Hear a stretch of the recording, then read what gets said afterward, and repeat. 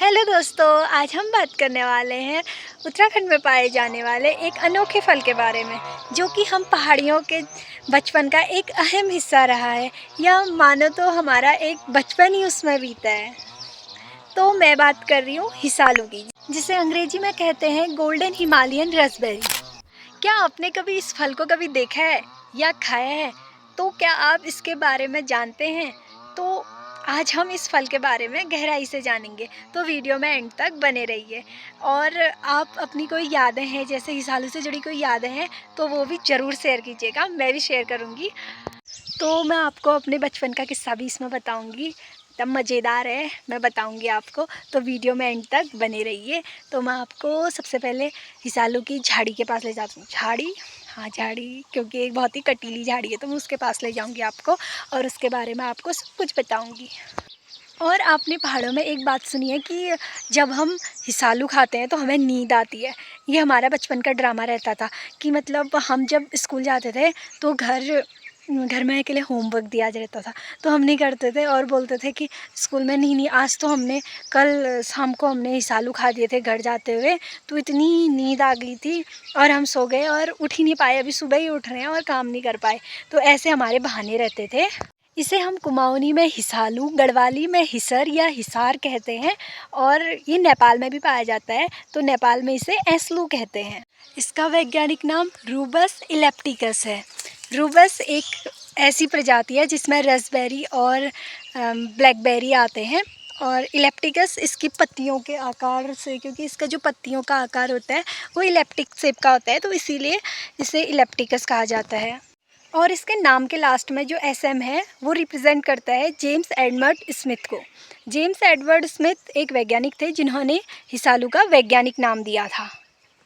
और ये इसकी जो फैमिली है वो रोजेसी फैमिली है। रोजेसी फैमिली जिसमें रोज़ आता है, मतलब ये रोज़ के ही परिवार का एक सदस्य है। ये फल मुख्यतः हिमालयी क्षेत्रों में 1000 से 2400 मीटर की ऊंचाई पर पाया जाता है। ये उत्तराखंड, हिमाचल, नेपाल और दक्षिण भारत में भी पाया जाता है, यहाँ तक कि ये श्रीलंका में भी पाया जाता है। आमतौर पर ये अप्रैल से जून के महीने में पकता है, लेकिन अब जलवायु परिवर्तन के कारण कई जगहों पर यह मार्च में ही पकना शुरू हो जाता है। पहाड़ों में वसंत ऋतु के आगमन के साथ ही हिसालू के फल लाल पीले होने लगते हैं और बच्चे बूढ़े सभी का इंतजार खत्म हो जाता है। अब बात करते हैं इसके स्वास्थ्य गुणों की। देखने में आपने देखा होगा कितना छोटा सा होता है, लेकिन इसके जो फ़ायदे हैं वो इतने सारे हैं। जैसे कि ये विटामिन C का बहुत ही बड़ा भंडार है, ऊपर से आयरन भी इसमें मिलता है, साथ ही कैल्शियम और आयरन का बेहतरीन स्रोत है। इसमें गैलिक एसिड और कैटेचिन जैसे शक्तिशाली तत्व पाए जाते हैं, जो कि हमारे शरीर में होने वाली सूजन में भी लाभ देते हैं। और कई बार जब हमारे पेट में दर्द होती है तो उसमें भी इसके जो फल होते हैं वो खाए जाते हैं। और तिब्बती चिकित्सा पद्धति में तो इसका यूज़, यानी कि इसकी छाल का यूज़ किडनी टॉनिक बनाने के लिए भी किया जाता है। बात करें स्वाद की तो कच्चा हिसालू खट्टा और मीठा होता है, और जब पूरी तरीके से पक जाता है तो मुंह में रखते ही घुल जाता है, बिल्कुल अमृत जैसा।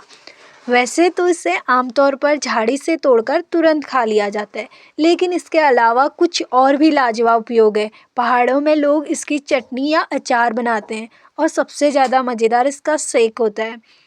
ताजे हिसालू को देसी दूध में मिलाकर थोड़ी चीनी मिलाएं और स्वर्गीय आनंद मिलेगा। अब एक दिलचस्प और हैरान कर देने वाला तथ्य ये है कि हमारे प्यारे हिसालू को IUCN ने दुनिया की 100 सबसे आक्रामक विदेशी प्रजातियों में शामिल किया है। इसका मतलब ये नहीं है कि ये खराब है, बल्कि ये है कि ये बहुत तेज़ी से फैलता है, और जहाँ ये गया वहाँ की मूल वनस्पतियों को ये दबा देता है। हवाई द्वीप में इसे सजावटी और खाने के लिए ले जाया गया था, लेकिन आज ये वहाँ के जंगलों के लिए खतरा बन गया है। इसकी जड़ें बहुत गहरी होती हैं और ये कटने के बाद दोबारा उग जाती हैं। यही इसकी सबसे खतरनाक ताकत भी कह सकते हैं, और इसकी अच्छी ताकत भी है। इतने गुणों के बावजूद हिसालू की व्यावसायिक खेती आसान नहीं है। पहली समस्या इसके कांटे। झाड़ियाँ इतनी कांटेदार होती हैं कि तोड़ना मुश्किल हो जाता है। दूसरी ओर ये फल बहुत ही जल्दी खराब हो जाते हैं। सिर्फ मुश्किल से 1 या 2 दिन ये टिक पाते हैं। इसे लंबी दूरी तक भेजना मुश्किल है। लेकिन कृषि वैज्ञानिक और स्थानीय उद्यमी इसके प्रोसेसिंग पर काम कर रहे हैं। जैम, जूस और स्क्वैश बनाकर बाजार तक इसे पहुंचाने की कोशिश कर रहे हैं। तो दोस्तों, हिसालू सिर्फ एक फल नहीं है, ये हमारे पहाड़ों की संस्कृति और विरासत का एक प्रतीक है। इसे बचाना हमारा कर्तव्य है। और दोस्तों, आपसे हम्बल रिक्वेस्ट है, अगर आपको वीडियो पसंद आया है तो वीडियो को लाइक और चैनल को सब्सक्राइब करना ना भूलें।